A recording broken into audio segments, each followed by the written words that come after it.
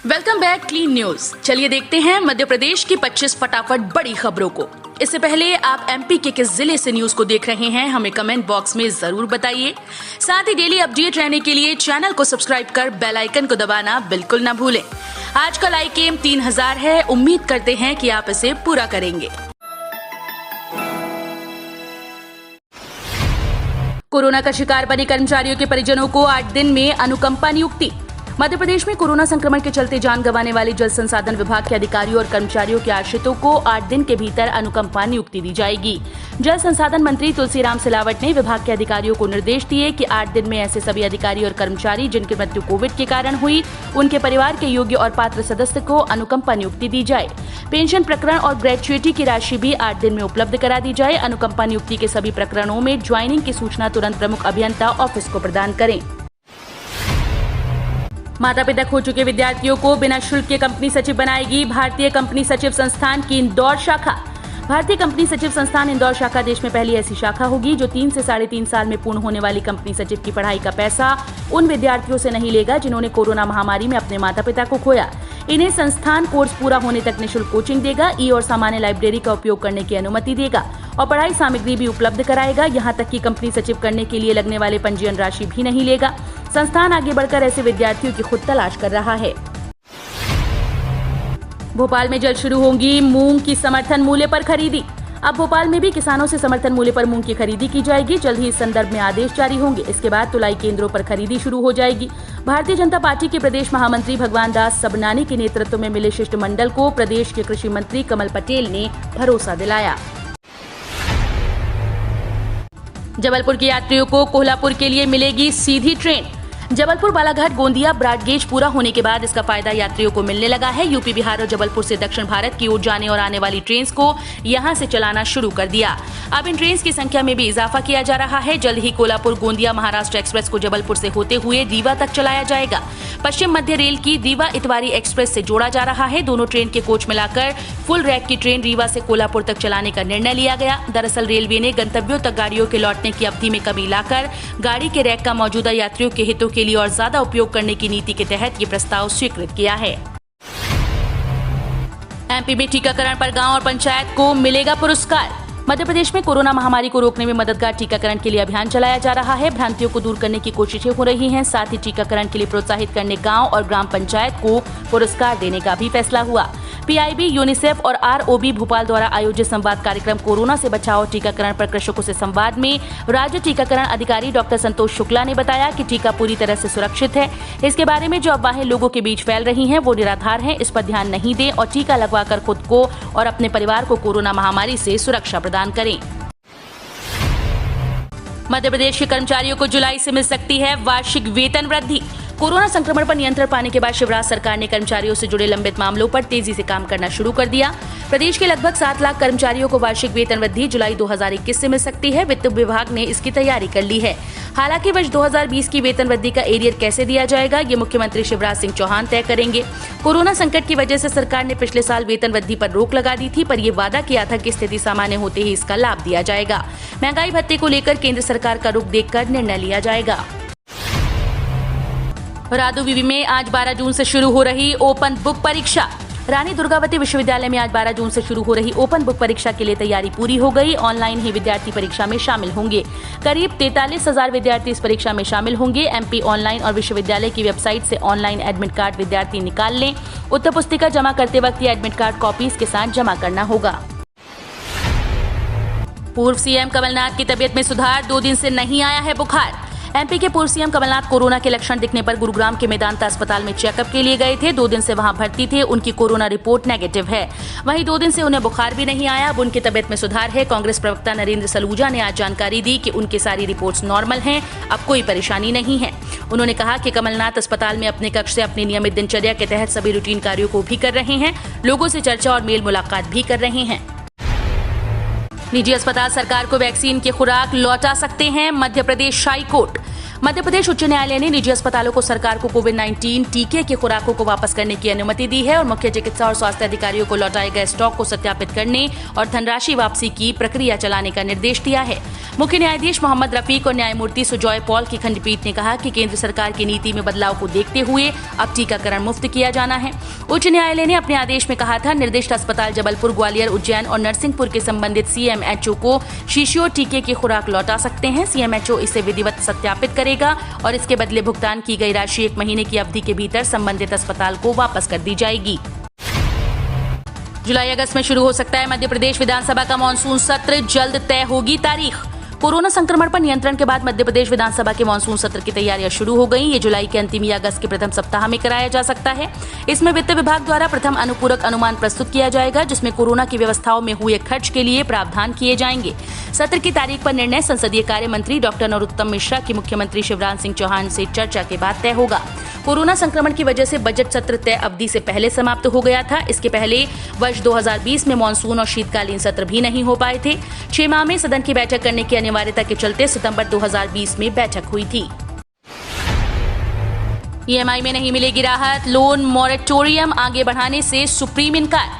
Corona की दूसरी लहर में आर्थिक संकट से जूझ रहे और ईएमआई में राहत की उम्मीद वाले लोगों को शुक्रवार को उस समय झटका लगा जब सुप्रीम कोर्ट ने लोन मोरेटोरियम योजना को आगे बढ़ाने और ब्याज माफी संबंधित याचिका खारिज कर दी। न्यायमूर्ति अशोक भूषण की अध्यक्षता वाली पीठ ने संबंधित याचिका को ये कहते हुए खारिज कर दिया कि ये नीतिगत मामला है और न्यायालय सरकार की नीतियों में हस्तक्षेप नहीं कर सकती। कॉलेज के विद्यार्थियों की शिकायत का होगा ऑनलाइन निराकरण, फेसबुक से होगी पढ़ाई। उच्च शिक्षा विभाग अब इंटरनेट मीडिया के माध्यम से अपनी गतिविधियां संचालित करेगा। इसमें जहां फेसबुक से विद्यार्थियों की पढ़ाई होगी, वहीं ट्विटर के माध्यम से विद्यार्थियों की शिकायतों का निराकरण किया जाएगा। इसके लिए उच्च शिक्षा विभाग ने इंटरनेट मीडिया का संचालन करने डॉक्टर ब्रह्मदीप अलूने को नोडल अधिकारी नियुक्त किया। उच्च शिक्षा विभाग अपनी योजनाएं और जानकारी विद्यार्थियों तक पहुंचाने के लिए इंटरनेट मीडिया का सहारा लेगा। इसमें जहां विद्यार्थी अपने ट्विटर अकाउंट से अपनी शिकायतें दर्ज करा पाएंगे, वहीं विभाग अपने फेसबुक अकाउंट के माध्यम से विद्यार्थियों के सिलेबस से जुड़े ऑडियो वीडियो से उन्हें पढ़ाई कराएगा। एम्बुलेंस घोटाले में घिरे भाजपा के इस पूर्व मंत्री की बढ़ सकती है मुश्किलें, एचसी में लगी याचिका। मध्य प्रदेश की भाजपा सरकार में मंत्री रहे ओम प्रकाश धुर्वे की मुश्किलें बढ़ सकती हैं। एम्बुलेंस घोटाले में घिरे पूर्व मंत्री धुर्वे के खिलाफ फिर से हाईकोर्ट जबलपुर में याचिका दाखिल की गई। दीनदयाल चलित अस्पताल योजना के नाम पर जिस एम्बुलेंस घोटाले ने धुर्वे दंपति की मुश्किलों को बढ़ाकर रखा था, उसका जिन्न एक बार फिर निकल आया। एक जनहित याचिका वीरेंद्र केसवानी द्वारा मध्य प्रदेश हाईकोर्ट में दायर की गई, जिसमें इस मामले में अब तक किसी भी तरह की कार्रवाई न होने का जिक्र है, जबकि मामले में पूर्व में हुई विभागीय जांच के लाखों के रिकवरी और एफआईआर के आदेश भी हो चुके हैं। पूरा मामला 2012-13 वित्तीय वर्ष से जुड़ा हुआ है, जब प्रदेश में दीनदयाल चलित अस्पताल योजना संचालित थी। योजना के तहत सरकारी अस्पतालों में किराए से ऐसी एम्बुलेंस मुहैया कराई जानी थी जो अस्पताल नुमा हो और चलते फिरते जरूरतमंदों को इलाज मुहैया कराने में सक्षम हो। इस योजना के तहत गजानन शिक्षा और जन सेवा समिति को ठेका दिया गया, जिसके अध्यक्ष पूर्व मंत्री ओम प्रकाश धुर्वे और सचिव ज्योति धुर्वे थी। शिक्षकों के रिक्त पद कम दर्शाए, चयनित अभ्यर्थियों ने की बढ़ाने की मांग। स्कूल शिक्षा विभाग द्वारा शिक्षक भर्ती प्रक्रिया के तहत दस्तावेज सत्यापन का कार्य चल रहा है। माध्यमिक शिक्षक के लिए हिंदी, उर्दू, विज्ञान और सामाजिक विज्ञान के विषय में कम रिक्त पद दिए गए हैं, जबकि पात्र उम्मीदवार इससे कई गुना ज्यादा हैं। ऐसे में चयनित उम्मीदवार पद वृद्धि की मांग कर रहे हैं। चयनित अभ्यर्थियों का कहना है कि विभाग ने पुरानी गणना के आधार रिक्त पदों की संख्या प्रदर्शित की, इस कारण कई विषयों में पदों की संख्या कम दर्शाई गई। विभाग को फिर से पदों की गणना करनी चाहिए। मध्य प्रदेश में क्या अब जाति के आधार पर बनेगी पुलिस कंपनी? पीएचक्यू के आदेश पर उठे सवाल।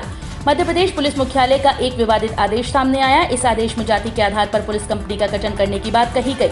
एसटी, एससी और महिलाओं के लिए अलग अलग पुलिस कंपनी बनाई जाएगी। कंपनी बनाने के लिए मुख्यालय ने पुलिस अधीक्षकों और कमांडेंट से जानकारी मांगी। इन अलग अलग 3 पुलिस कंपनीज के लिए पुलिस मुख्यालय ने बालाघाट मंडला के एसपी और कमांडेंट को चिट्ठी लिखी। इसमें जिले की कुल जनसंख्या, एससी एसटी वर्ग की जनसंख्या का प्रतिशत, स्वीकृत उपलब्ध बल, एसटी एससी वर्ग के बल की जानकारी मांगी गई है। बिना राशन कार्ड वाले प्रवासी मजदूरों के लिए मुफ्त राशन की क्या योजना है? सुप्रीम कोर्ट ने केंद्र से पूछा। कोरोना काल के दौरान प्रवासी मजदूरों को मुफ्त राशन दिए जाने के मामले में शुक्रवार को केंद्र सरकार ने सुप्रीम कोर्ट में कहा कि मजदूरों के लिए राशन का वितरण बढ़ाया गया है।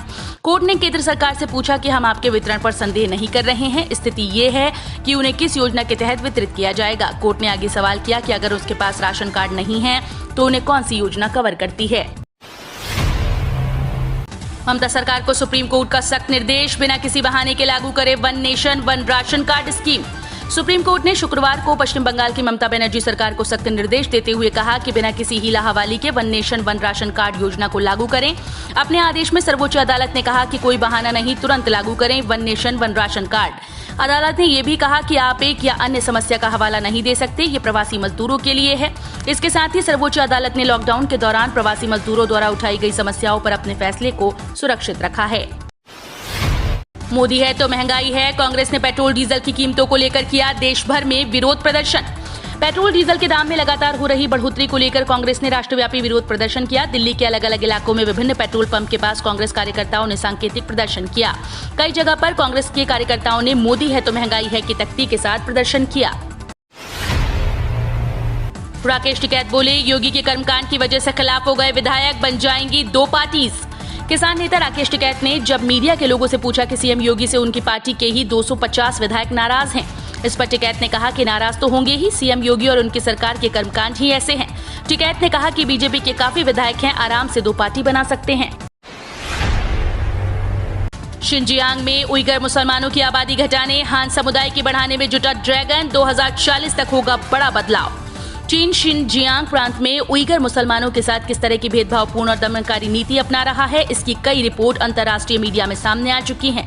अब एक जनमन रिपोर्ट में कहा गया कि चीन योजनाबद्ध तरीके से उइगर मुसलमानों की संख्या सीमित करने में जुटा है और इसका असर अगले 20 वर्षों में साफ देखने को मिलेगा, जब 2040 तक यहाँ जन्म दर में भारी गिरावट दर्ज की जाएगी। केंद्रीय कर्मचारियों के लिए आ गई गुड न्यूज। डीए और एरियर का इंतजार 26 जून को होगा खत्म। केंद्रीय कर्मचारियों का इंतजार आखिरकार खत्म हो गया। डीए में बढ़ोतरी और 18 महीने का एरियर पर अब जल्द फैसला होगा। महंगाई भत्ता और डियरनेस रिलीफ बढ़ने का इंतजार अब खत्म होने वाला है। 52 लाख कर्मचारियों और 60 लाख पेंशनर्स के लिए अच्छी खबर है। केंद्रीय कर्मचारियों के संस्था national council of joint consultative machinery की वित्त मंत्रालय और department of personal and training के अधिकारियों के साथ बैठक तय हो गई। ये मीटिंग 26 जून 2021 को होनी है।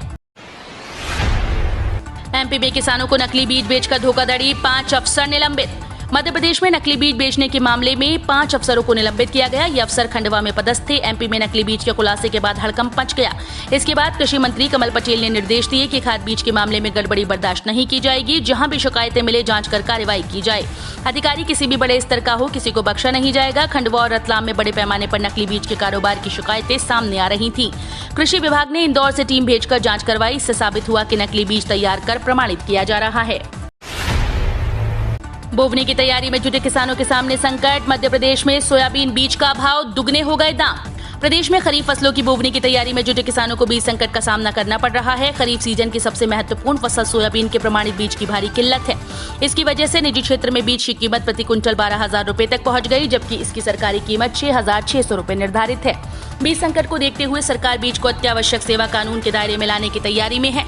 वहीं केंद्र सरकार से बीज के मूल्य नियंत्रण को लेकर अधिकार भी मांगे जा रहे हैं। 11 जिलों में भारी बारिश, 25 से ज्यादा जिलों में आंधी पानी की चेतावनी। मध्य प्रदेश में मानसून ने धमाकेदार एंट्री कर ली। गुरुवार से प्रदेश के कई इलाकों में मूसलाधार और कई इलाकों में रुक रुक कर बारिश हो रही है। भारत मौसम विज्ञान विभाग के भोपाल केंद्र में मध्य प्रदेश के 11 जिलों के लिए ऑरेंज और 25 से ज्यादा जिलों के लिए येलो अलर्ट जारी कर दिया गया। उपरोक्त 35 से ज्यादा जिलों में तेज आंधी के साथ बारिश होने की संभावना है। वहीं आज की आखिरी खबर पर बात करें कोरोना अपडेट पर, तो एमपी में कमजोर पड़ रही कोरोना की दूसरी लहर। 8 जिलों में कोई नया केस नहीं। कोरोना वायरस की दूसरी लहर ने देश भर में कहर मचाया। अप्रैल और मई के महीने में कहर मचाने वाली कोरोना की दूसरी लहर अब कमजोर पड़ती दिख रही है।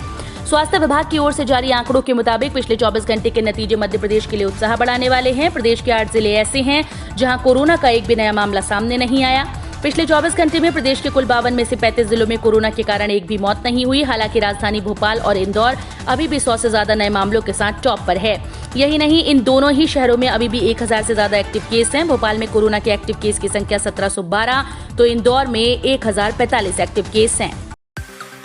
हम रोज ऐसे ही न्यूज लाते रहेंगे। आपने अभी तक क्लीन न्यूज एमपी को सब्सक्राइब नहीं किया है तो फटाफट सब्सक्राइब कर लें। साथ ही बेल आइकन को दबाना बिल्कुल ना भूलें ताकि कोई लेटेस्ट अपडेट मिस ना हो।